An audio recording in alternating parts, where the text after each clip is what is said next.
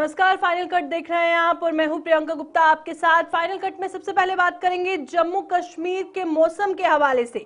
जम्मू कश्मीर में सक्रिय हुए वेस्टर्न डिस्टर्बेंस का असर आज देर रात तक बने रहने की संभावना है, जिससे प्रदेश के कई इलाकों में मौसम का मिजाज बदला हुआ है। जम्मू शहर में आज हल्की बारिश दर्ज की गई, जिससे मौसम सुहाना हो गया।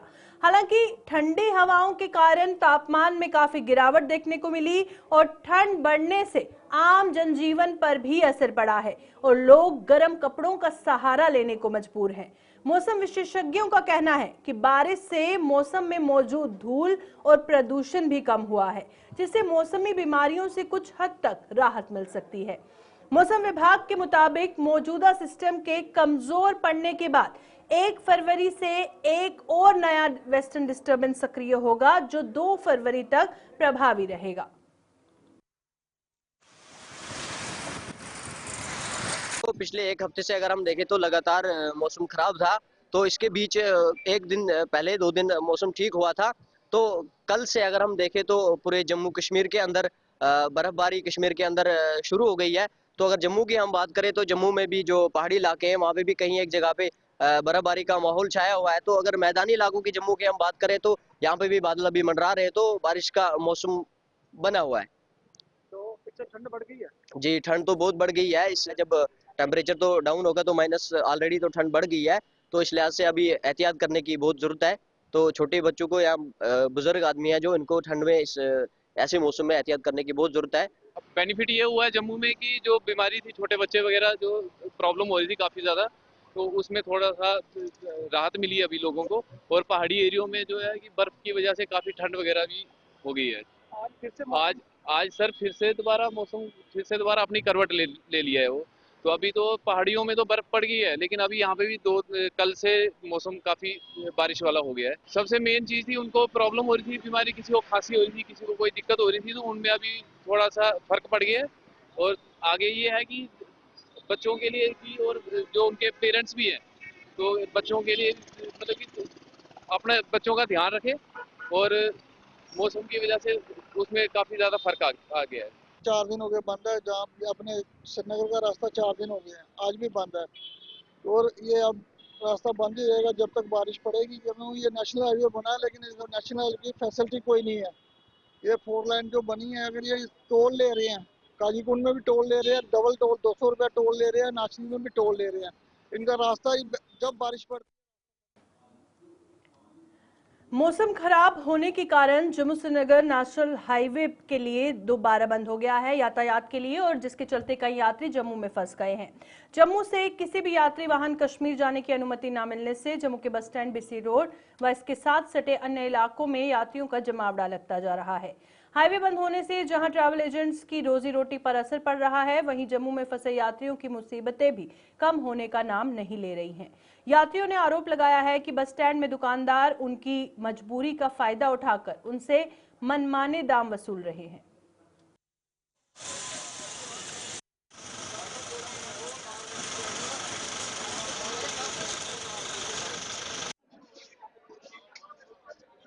तो रात को दोबारा अनाउंसमेंट हो गई है, तो वो कह रहे हैं कि दोबारा बंद कर दी है। अभी ऊपर से बर्फ काफी गिर रही है, तो ये देखना चाहिए यात्रीगण जितने भी हैं, बाहर से जो भी लोग आए हुए हैं, काफी परेशान है सारे आगे पीछे। तो इनके लिए कोई सुविधा करनी चाहिए, जैसे भी आगे कोई पूरा क्लियर करें जितनी जल्दी रोड, तो ये भी अपने अपने घर को पहुंचे। लगभग हर क्षेत्र में जहाँ पे डोडा, किश्तवाड़, श्रीनगर, रजौरी, पुंछ, सभी के लोग जितने, सबको ही परेशानी का सामना करना पड़ रहा है। तो एडमिनिस्ट्रेशन से यही कहना चाहता हूँ कि जल्द से जल्द रास्ते का बंदोबस्त करें और सभी अपने अपने घर पहुंचे। जी बिल्कुल आती है, कोई बेचारा कैसा आता है, कोई किसी के पास पैसे होते हैं, किसी के पास नहीं होते हैं, कोई रात को कुछ होटल ले सकता है, कोई नहीं ले सकता है। जो नहीं ले सकता तो वो ठंड में रात को बेचारा इधर ही गुजर बसर करता अपना। तो ऐसे होना चाहिए, इनकी सुविधा के लिए सारा बंदोबस्त होना चाहिए। मैं चाहता हूं कि रास्ता जल्दी से जल्दी खुल जाए, और जितने भी यात्री हैं बहुत परेशान है यहाँ पर। जो चीज़ 10 की मिलती है वो 20 में हो जाती है यहाँ पर। और मेरी यही अपील है गवर्नमेंट से कि रास्ता जल्दी से जल्दी खुल जाए। तो यात्री में बहुत परेशानी होती है, आपको भी पता है, यहाँ पर ऐसे ही बैठना पड़ता है। कोई जो कमरा पहले लेते थे 400-300 में, आज वो 800 में मिल रहा है। जो खाना हम खाते थे 50 में, आज वो 100 का मिलता है। तो परेशानी तो यात्री को होता है। जम्मू पहुंचे, मैं यूपी में था काम करने के लिए, अपने जम्मू आया, घर जाना था। और 22 तारीख से हालात खराब हुए बर्फबारी की वजह से, और तब से रास्ता पूरा बंद है। और कल परसों खोला था। तो तब से सुबह से आज कल शाम से और ऐलान हुआ है कि रास्ता पूरा बंद है और स्नो फॉलिंग हो रही है कश्मीर में। तो हम गुजारिश ये करते हैं गवर्नमेंट से कि ये रास्ता खुले कि हम अपने अपने घरों में पहुंचाएं बस। यात्री तो यहाँ तो यात्री का हम जैसे तो 10,000 से ऊपर के यात्री का यहाँ तो शुमार ही नहीं है कितना है।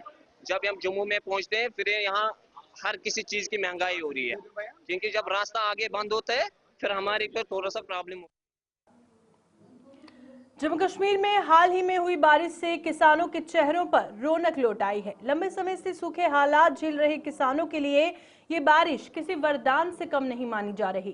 खास तौर पर जम्मू और इससे सटे कंडी इलाकों में किसानों को इस बारिश से बड़ी राहत मिली है। गेहूं की फसल को जहां नमी मिलने से बेहतर बढ़वार की उम्मीद जगी है, वहीं सब्जियों की खेती को भी इससे खासा फायदा पहुंचा है। खेतों में नमी बढ़ने से सिंचाई पर होने वाला खर्च भी कम होगा, जिससे किसानों की आर्थिक स्थिति को फायदा होगा। और किसानों का कहना है कि अगर आने वाले दिनों में मौसम इसी तरह अनुकूल रहा तो इस बार पैदावार अच्छी होने की पूरी संभावना है।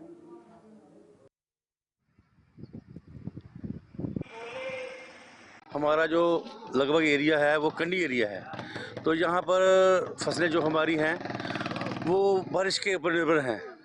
तो खेतों में पानी नहीं लगता है, तो जो फसलें सूख रही थी वो अभी हरी हो गई हैं बारिश होने की वजह से। तो हमारे इलाके में हर किसान जो है वो खुश है कि बारिश होने से। शुक्र है उस भगवान का कि ये बारिश हुई है, जिससे हमारा मेहनत जो है वो रंग लाएगी। जो निराशा थी वो अब खुशी में बदल गई है बारिश होने की वजह से। सब किसान खुश है।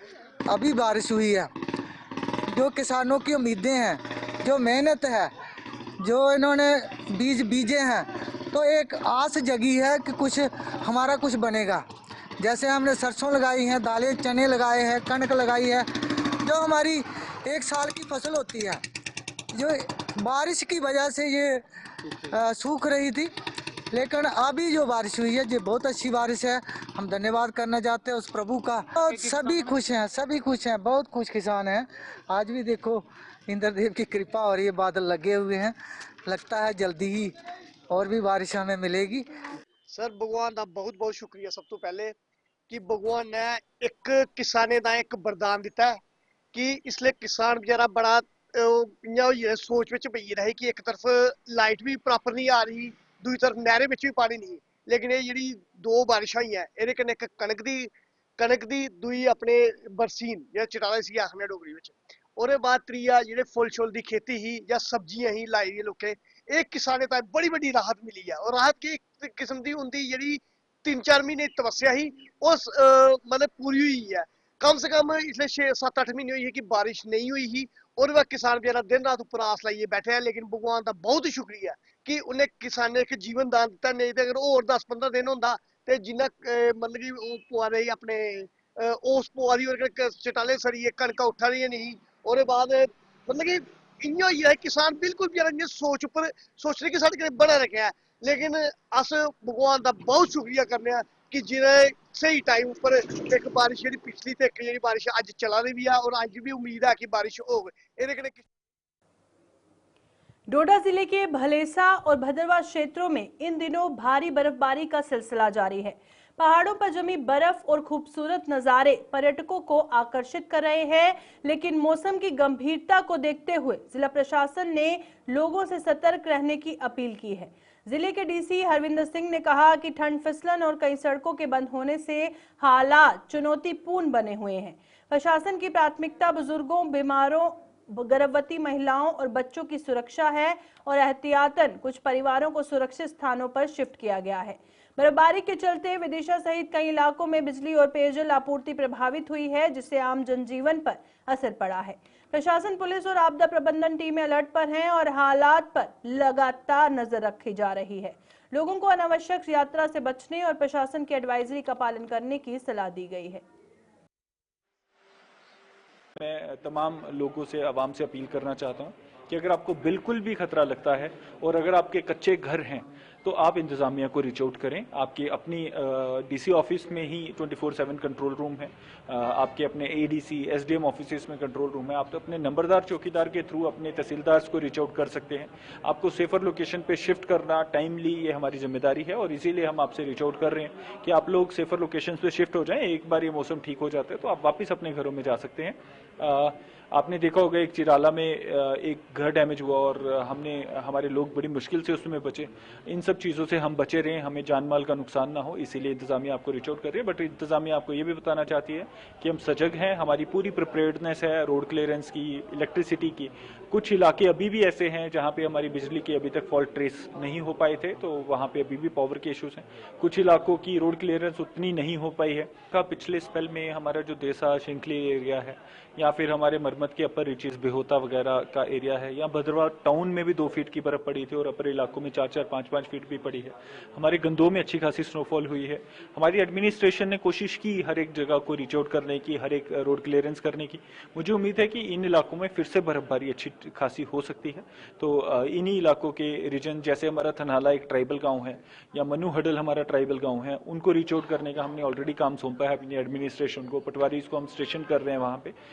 इन इलाकों के लोगों से मेरी स्पेशली रिक्वेस्ट रहेगी कि आपको कोई परेशानी हो तो हमें जरूर रीच आउट करें। आपको सेफर लोकेशंस पे शिफ्ट करना हमारी जिम्मेदारी है। काफ़ी देर से जो खुश्क साली चल रही थी, बर्फ़ तो अष्ट ज़रूरी थी, क्योंकि पहाड़ों में पानी का सोर्स जो है वो बर्फ़ ही है, या आपकी जो फसल है वो निर्भर करती है बर्फ़ पे ही।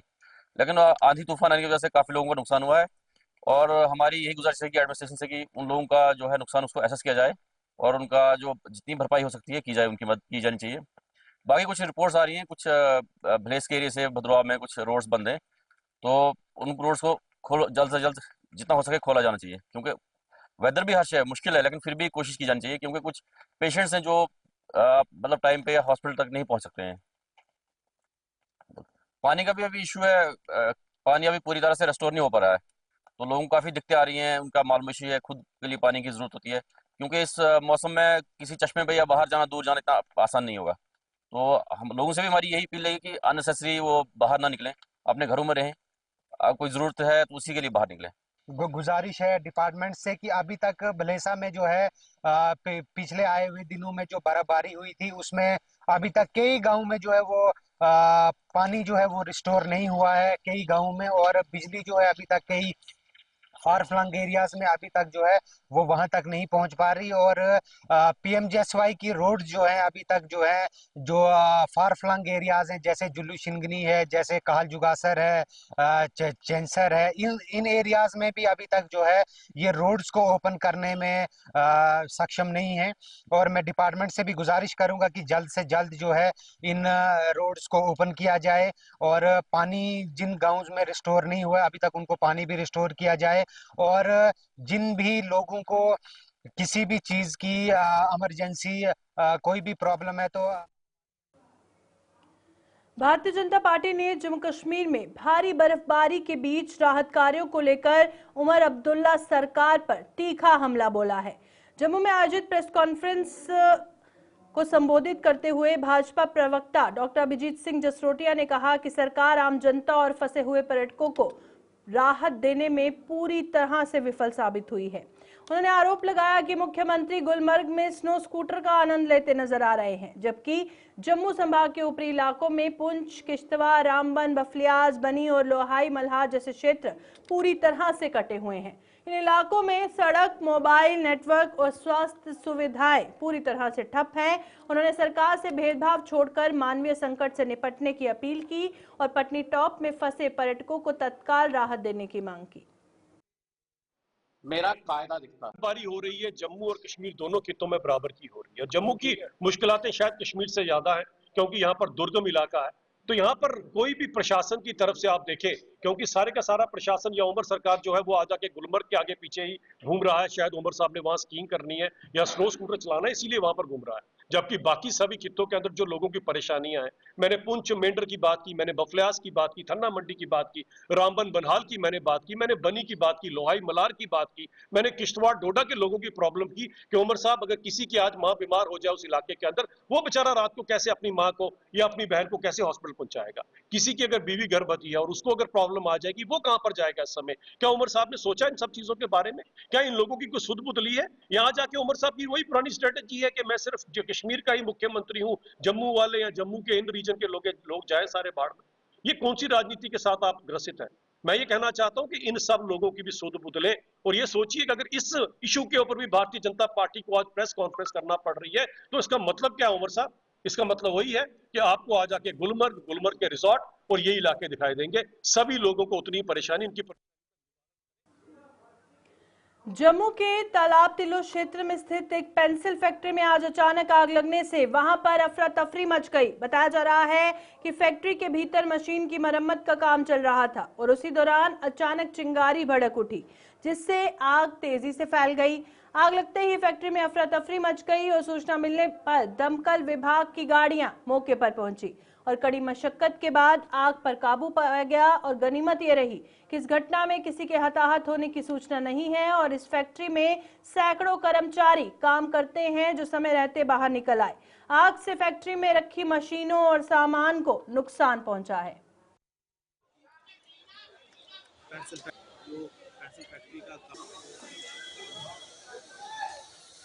पर काम कर रहे थे, हमें इतना नॉलेज ही कि कब आग लगी है। ऐसे पूरे 4 बजे की करीब ये लगी है।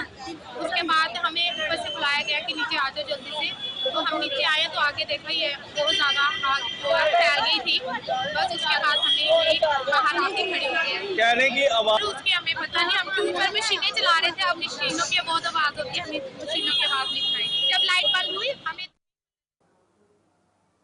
जम्मू में सूर्यपुत्री तवी नदी के समीप स्थित कृत्रिम झील के बैराज पर 2 दिवसीय बोटिंग फेस्टिवल का आयोजन किया जा रहा है। इस फेस्टिवल का आयोजन जम्मू नगर निगम की ओर से किया जा रहा है, जिसकी शुरुआत कल से होगी।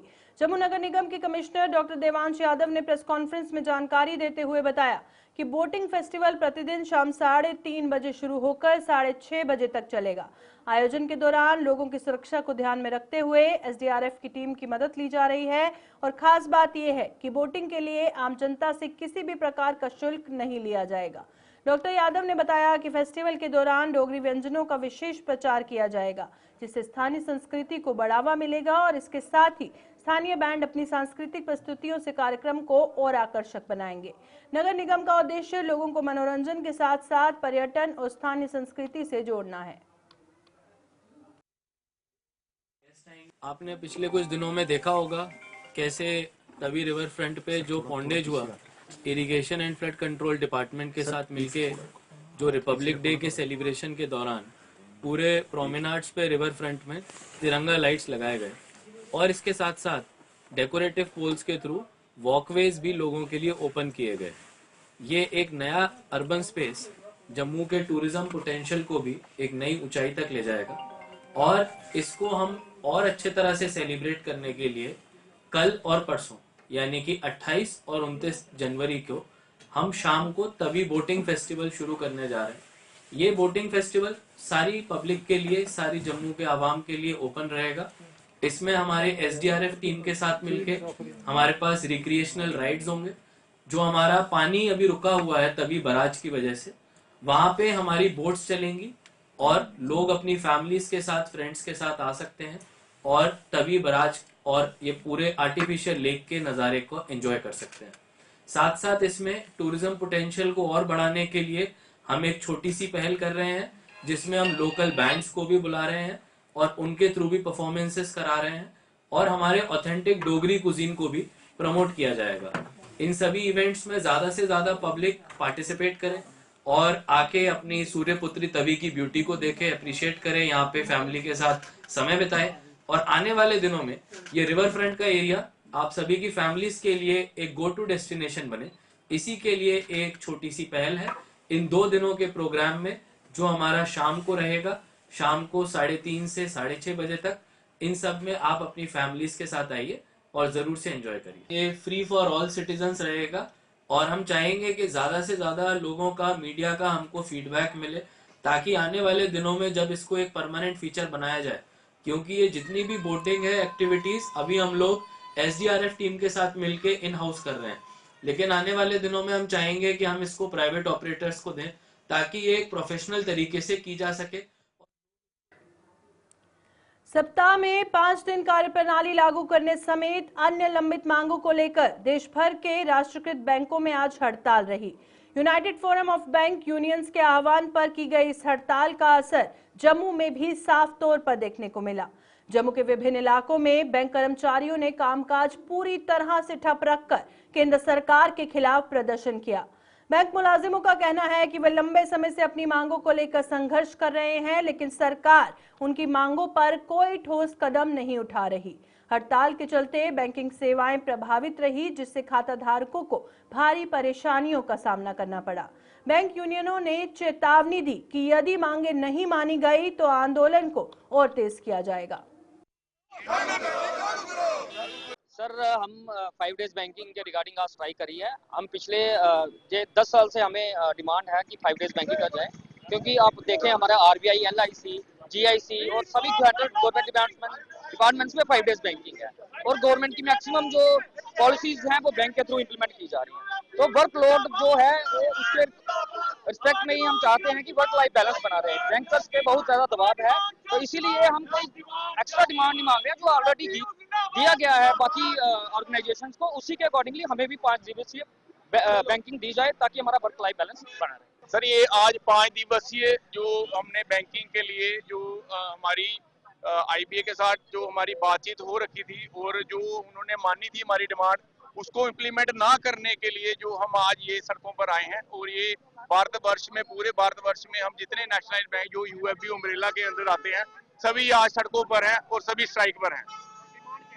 सर, हमारी डिमांड है, जो मेन डिमांड हमारी जो है 5 डे बैंकिंग की है, ये हमारी बहुत पुरानी डिमांड जो चलती आ रही है, इसको जो पूरा ना करने के जो इन्होंने की है, इसके लिए हम जो है आज सड़कों पर हैं। क्या एक दिन का प्रदर्शन रहेगा, आगे बढ़ेगा? सर, ये 1 दिन की अभी UFB की जो कॉल थी स्ट्राइक की, ये 1 दिन की थी और ये आज जो है ये इसी 1 दिन की स्ट्राइक थी जो हमने आज सड़कों पे आकर ये इस चीज को इम्प्लीमेंट किया है। और अगर हमारी डिमांड नहीं मानेगी, आगे UFB की जो भी आगे कॉल होगी। गुरु रविदास जी के प्रकाशोत्सव के उपलक्ष्य में बिश्ना के गांव सलैड में आने वाले दिनों में एक भव्य कार्यक्रम का आयोजन किया जाएगा। ये कार्यक्रम आगामी 5 फरवरी को आयोजित होगा, जिसमें भारतीय जनता पार्टी के SC मोर्चा के नेता, कार्यकर्ता सहित कई अन्य गणमान्य नेता भी शिरकत करेंगे। SC मोर्चा के जम्मू जिला अध्यक्ष महंत रामपुरी ने बिश्ना में आयोजित एक प्रेस कॉन्फ्रेंस के दौरान ये जानकारी साझा की।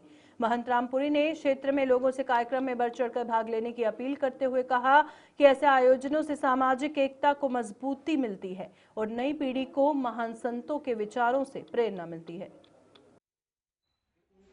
जो इस साल गुरु रविदास जी का पर्व मनाया जा रहा जन्मदिन के उपलक्ष्य में, कि उसमें पार्टी ने सोचा कि वो हर मंडल स्तर के ऊपर और जिला स्तर के ऊपर और राज्य स्तर के ऊपर कार्यक्रम किए जाएंगे। उसी कार्यक्रम के तहत जम्मू बॉर्डर का जो कार्यक्रम है वो 5 फरवरी को 12 बजे गांव सलैड में RK पैलेस में किया जाएगा, और जिसमें गुरु रविदास जी के जो उनकी वाणी थी उसका प्रचार प्रसार किया जाएगा और उन्होंने जो समाज को दिया वो लोगों के सामने रखा जाएगा, जिसमें हमारी SC मोर्चा के प्रदेश अध्यक्ष, उनके साथ हमारे प्रभारी, सह प्रभारी और अन्य पार्टी के जो अधिकारी हैं वो शामिल होंगे। उसके साथ ही हमारे यहाँ के जो बिश्ना के विधायक हैं और सचेतगढ़ के विधायक हैं, दोनों ही रिजर्व कॉन्स्टिट्यूंसी से हैं, तो वो भी उस कार्यक्रम में शामिल रहेंगे। और मैं जितने भी हमारे पार्टी के मेंबर्स हैं और उनसे ये निवेदन करूँगा कि आप 5 फरवरी को सलैड में 12 बजे पहुँचकर इस कार्यक्रम में शामिल होकर के इसकी शोभा को। शहीद कैप्टन सुनील चौधरी को आज उनके 18वें शहीदी दिवस पर पूरे सम्मान और श्रद्धा के साथ याद किया गया। कैप्टन सुनील चौधरी ने आज ही के दिन वर्ष 2008 में देश की रक्षा करते हुए सर्वोच्च बलिदान दिया था। उनकी अदम्य वीरता और साहस के लिए उन्हें मरणोपरांत कीर्ति चक्र और सेना मेडल से सम्मानित किया गया। इस अवसर पर कठुआ स्थित उनके शहीदी स्मारक पर श्रद्धांजलि समारोह का आयोजन किया गया, जहां पर भारतीय सेना के अधिकारियों, पुलिस प्रशासन के वरिष्ठ अधिकारियों, पूर्व सैनिकों और स्थानीय लोगों ने पुष्प अर्पित कर उन्हें नमन किया। सभी ने शहीद के बलिदान को याद करते हुए कहा कि कैप्टन सुनील चौधरी की वीरता आने वाली पीढ़ियों के लिए प्रेरणा स्रोत बनी रहेगी।